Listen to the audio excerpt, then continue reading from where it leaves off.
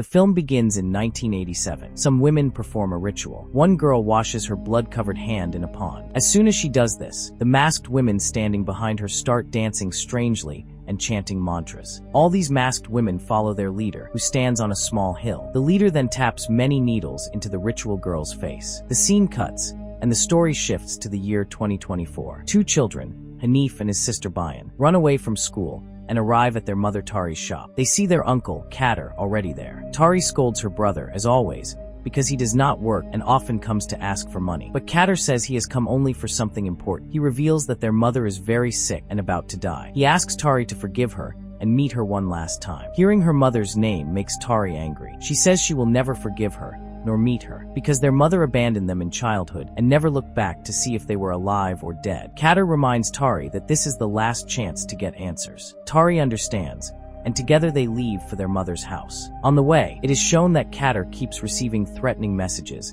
because he owes money to many people. By morning, they arrive at Tari's mother's house. Hanif feels surprised because the house looks like a palace, complete with a large swimming pool. He tells his sister that their grandmother must be very rich. Inside, they see a huge painting of their grandmother Ongun from her younger days, holding a wooden mask. The caretaker greets them. During the conversation, Ongun suddenly falls ill. Strangely, instead of giving medicine, the caretaker plays a strange song, and Ongun recovers. When they finally see her, everyone is shocked because Ongun looks younger than Tari, even though she is almost 70 years old. Biyan nervously goes close, but Ongun grips her hand tightly, scaring her. Tari pulls Biyan's hand away and tells them to leave the room. Later, in the room given to the children, Biyan looks for Hanif. Suddenly, she sees a shadow glowing red behind the door. Scared, she discovers it is only Hanif playing a prank. Tari, standing behind them, laughs and tells them that the rocking chair in the room belongs to Ongun. Meanwhile, Kader searches the house and finds a cupboard filled with money. Inside the same cupboard, he also discovers the wooden mask from the painting. At night,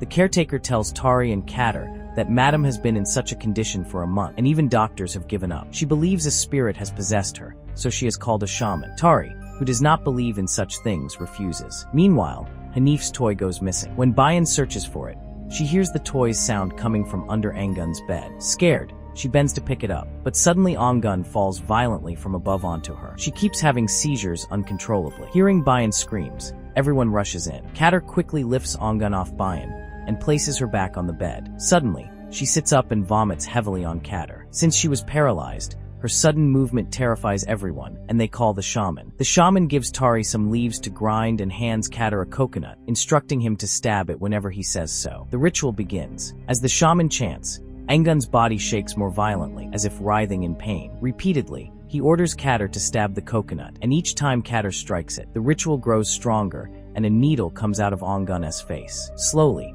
many needles emerge from her mouth. As soon as all the needles come out, she dies. The shocking moment is that right after her death, her body transforms within seconds, from a young woman's body into that of an extremely old woman. Everyone watches this transformation in disbelief. The shaman explains that Ongun was once part of a ritual, and because of the 4 needles, she could not die naturally. He gives the needles to Kader and tells him they must be returned to the place they came from. The shaman also explains that Ongun experimented with her body through rituals, so she cannot be buried in the ground because the earth will not accept her, nor can she be cremated and her ashes floated in water. Her body must be thrown into the same pond where she performed rituals. He instructs them to do this on the coming Thursday. Tari becomes angry and asks why they must do such things. The shaman insists that it must be done exactly as he says, otherwise trouble will come upon them. For the next 7 days, they must keep Ongun's body safe, and only then take it to the pond. This news deeply disturbs both Biyan and Hanif. Biyan feels terrified, but Hanif comforts her, promising to stay with her. The next day, Kader and the caretaker wash Ongun's body as the shaman instructed. Suddenly,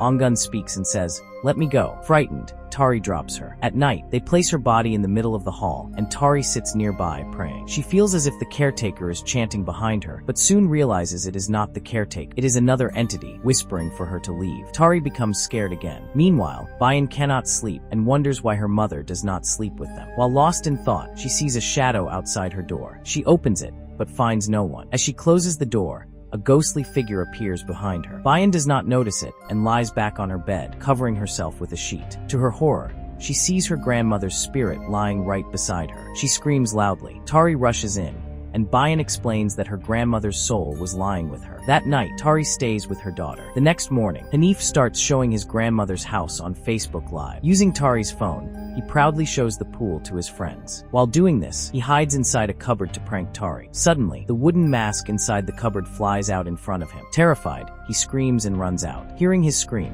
Biyan comes running. Hanif tells her to check the cupboard, but she finds nothing inside. That night, Kader keeps receiving messages reminding him of the 40 million he owes. By morning, he tells Tari that according to their mother's will, they should sell the house. Tari gets angry, saying their mother just died, and not even 7 days have passed. She scolds him for thinking only about money. Kader replies that they were never close to their mother anyway, and it is time to move on. Meanwhile, Hanif, still curious, takes the mask out of the cupboard. He sits on his grandmother's rocking chair, swinging playfully. Biyan comes to him and scolds him, saying both the mask and the chair belong to their grandmother. She warns him not to joke with her spirit, because it is believed that a soul stays in the house for 7 days after death. Hanif does not believe this, but after Biyan insists many times, he finally gets up, puts the mask back in the cupboard, and leaves the chair. At midnight, Hanif suddenly wakes up and sees Biyan swinging on the grandmother's chair, even though earlier in the day she scolded Hanif for doing the same. Hanif asks her not to make noise and let him sleep. Suddenly, someone pulls away his blanket. When Hanif looks out, Biyan stares at him in a strange and frightening way. Terrified, Hanif screams and runs outside. He tells Tari that something has happened to Biyan. When Tari enters the room, she finds Biyan asleep in her place,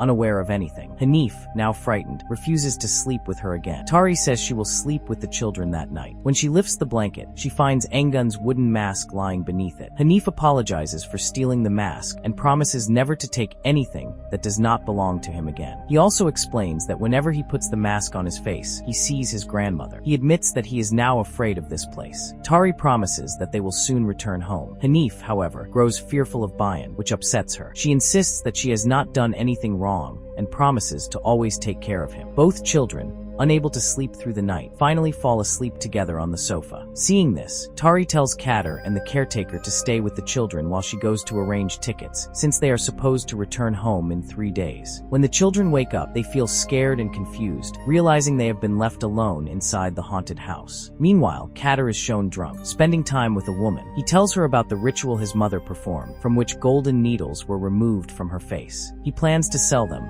and become rich. Hearing this, the woman gets closer to him, and Kader forgets about the children completely. The children, too frightened to go inside the house, decide to wait outside. But after some time, Biyan cannot hold back and needs to use the washroom. She asks Hanif to accompany her, so they can protect each other. After Hanif uses the washroom, Biyan goes inside. When she takes too long, Hanif keeps knocking on the door. As soon as Biyan opens it, both see their grandmother's dead body inside, right behind them. Horrified, they scream and run out of the house. Outside, Tari arrives and catches hold of them. The next morning, Kader is shown lying naked in a graveyard. He wakes up, quickly dresses, and sneaks back into the house. Tari catches him and scolds him harshly for leaving the children alone. Smelling alcohol on his breath, she becomes even angrier, blaming herself for trusting him again. Kader tries to please the children with gifts, but they refuse to accept them. They complain that he abandoned them, and in his absence, their grandmother's body came alive again, attacked them, and terrified them. At night,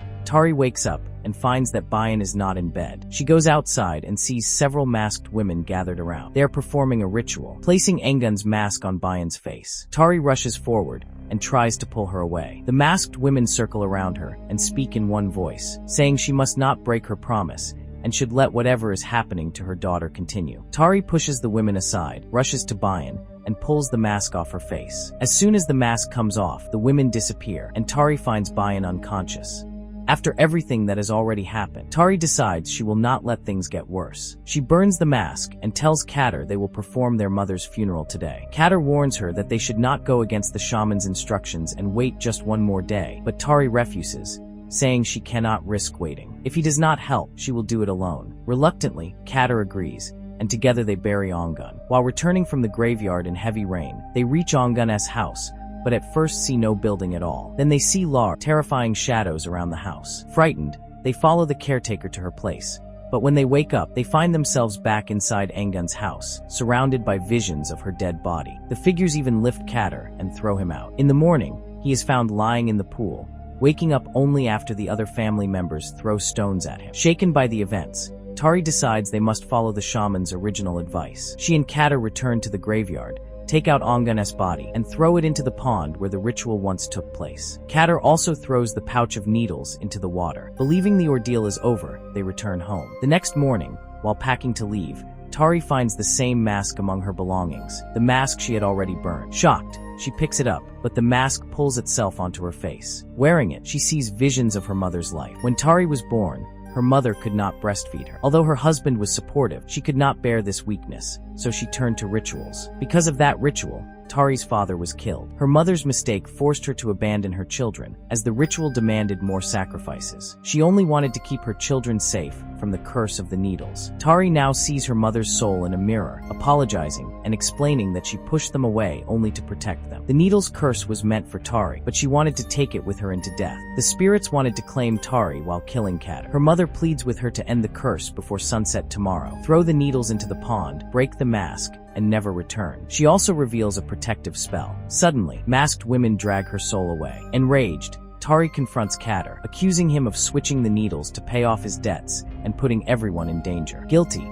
Kader returns the needles. But outside, they find Hanif and Biyan hanging from the ceiling. A force throws them down violently, and a storm pulls the children outside. Tari manages to save Biyan, but Hanif is dragged away by an invisible power. She realizes she must return the needles to the pond to bring her son back. She leaves Biyan with the caretaker and rushes to the ritual site. At the pond, Tari throws the needles into the water while chanting the protective spell her mother taught her. A voice rises from the pond, declaring that it is taking what was promised. Hanif's body appears in the water. Kader, crying, begs the spirits to spare Hanif, offering his own life instead. At that moment, Hanif begins to rise from the water. Tari and Kader jump in, pull him out, and try to revive him. While Tari focuses on Hanif, she does not notice Kader being pulled deeper into the pond. Kader finds himself surrounded by masked women, including the leader who once inserted the golden needles into their mother's face. She says they are only claiming what was promised. Tari breaks into tears, remembering her mother's words. She recites the spell again and smashes the mask. All the women's masks shatter, revealing their horrifying, skinless faces before they vanish into the water. Kader is left standing alive. Tari feels relieved to have saved him. But then the leader rises again, drags Kader into the water, and declares that their mother forgot the ritual required a sacrifice in the pond. Tari dives in, panicked, but finds no trace of Kader. The next day, Tari, the caretaker, and the children lock the house and leave. In the post-credit scene, the house appears empty after 100 days. Everything seems normal, except Engun's painting is missing. In her room, her soul is seen dancing, leaving the mystery unresolved, whether she ever truly found freedom or not.